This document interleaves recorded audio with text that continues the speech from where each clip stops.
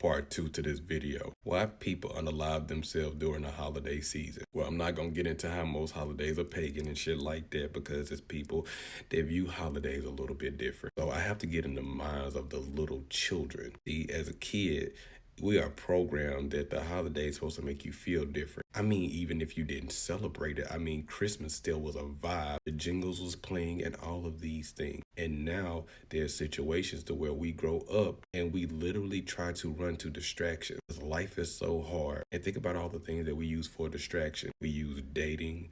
We use drugs, we use alcohol, hell, we even use our food. Me as a person that used to do a personal training, I used to have to be therapeutic to them also, which means I used to have to talk them out of going into the fridge because eating was a way of escapism. So now this whole time I'm trying to escape. When the holidays come, most people use the holidays for loving. Christmas, they giving gifts. Thanksgiving, we're eating together and all of this stuff, right?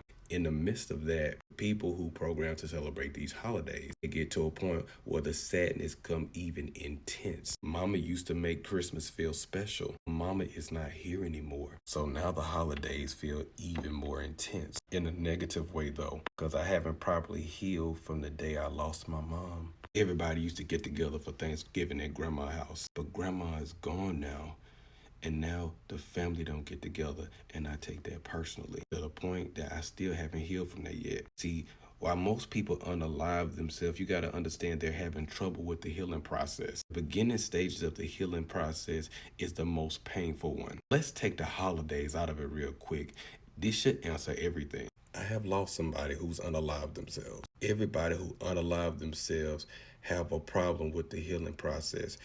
And that's the beginning process. The beginning of the healing process is the most painful one. But in the beginning stages, they mask it a lot with toxic positivity. Look, everybody, I'm smiling.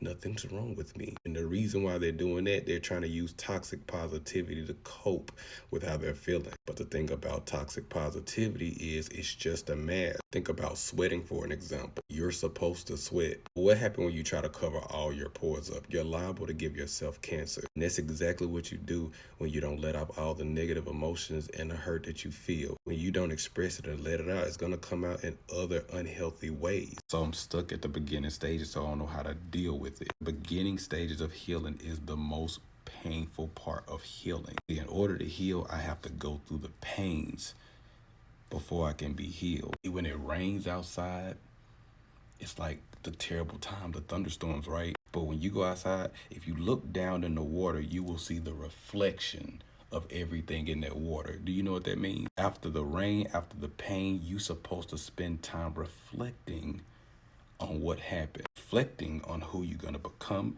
and reflect on how can I turn this into something positive. Some things that happen to us literally changes us forever. And a lot of us want to go back to who we used to be. But that's like a butterfly trying to fit back in its cocoon. It'll never work. So what the butterfly does is carry the cocoon with it everywhere. Metaphorically, the butterfly carrying the cocoon everywhere. The butterfly is smoking, drinking, eating, going out with friends, going to the club. I cannot be alone. I do not want to. I don't need this right now. There's going to come a time where you have nowhere to run and you ask yourself, damn, it's been 5 years and it still hurt just as much as the first day. The reason why is because you've been trying to escape the hurt. The hurt is not there for you to escape. The hurt is there for you to grow. But if you don't grow, so then once everything stops working, it's only one thing I can do to silence the noise that's up here. They just don't have a healthy way of healing. So when the holiday come around and everybody is showering each other with love, even when they're doing it to me, I can't feel it because my hurt won't let me receive the love like I should receive it. Because I don't know how to heal. Most everybody in the world don't know how to heal either. They tell you to distract yourself. Don't think about it. Oh, she broke up with you? Go date another woman. It's always escapism. No, you need to process what happened. You need to let the tears roll. You need to feel. Only a dead man feels nothing inside. And that's exactly what they're trying to become for those who need it.